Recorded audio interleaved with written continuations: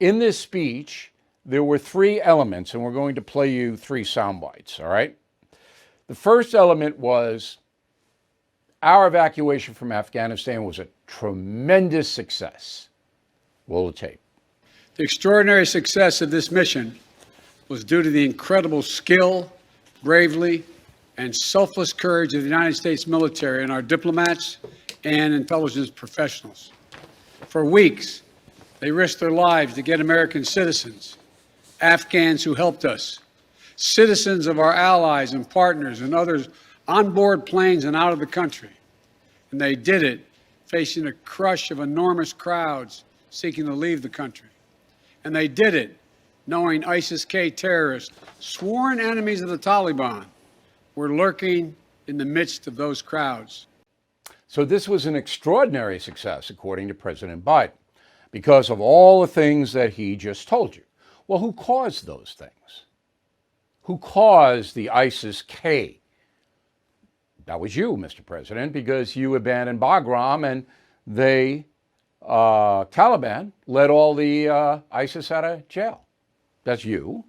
Who caused the chaos at the airport? Well, that was you, because you could have used Bagram, a much more secure facility, and out of the Kabul nexus, but you didn't. You abandoned Bagram and used the civilian airport that had one less runway.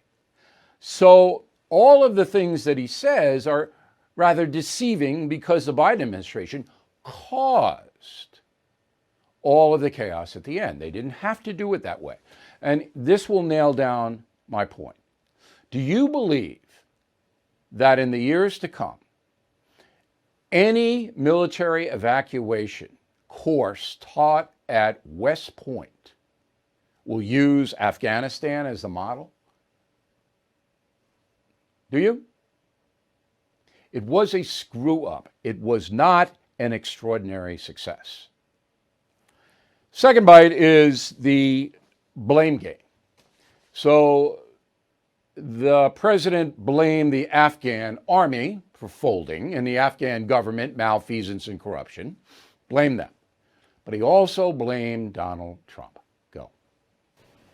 My predecessor, the former president, signed an agreement with the Taliban to remove U.S. troops by May the 1st, just months after I was inaugurated. It included no requirement that the Taliban work out a cooperative government arrangement with the Afghan government. But it did authorize the release of 5,000 prisoners last year, including some of the Taliban's top war commanders, among those who just took control of Afghanistan. By the time I came to office, the Taliban was in its strongest military position since 2001, controlling or contesting nearly half of the country. Now, that can be debated. I'm sure former President Trump will have a reply to all of that. I'm not going to get into that today. What I will tell you is what I reported last week when I spoke to Donald Trump. He said that he had an arrangement with the Taliban that no Americans would be harmed. Okay? Remember, 13 are dead under the Biden administration, that no Americans would be harmed, and that held for more than a year. No American casualties for more than a year. Okay? And he told me that he told the Taliban on the phone that he would kill them if they did what they did, took over the country, that he would hold them personally responsible and they would cease to exist because of drones. So, all right, he's blaming Trump, he's blaming the Afghan people. Again, President Biden admits no mistake at all in this whole fiasco of getting out of there. I don't quibble with leaving the war in Afghanistan, okay?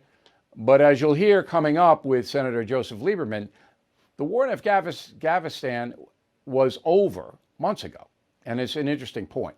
But anyway, Mr. Biden says that we had no compelling interest to stay. He made no mistakes whatsoever, and here's how he wrapped it up. Go. I take responsibility for the decision.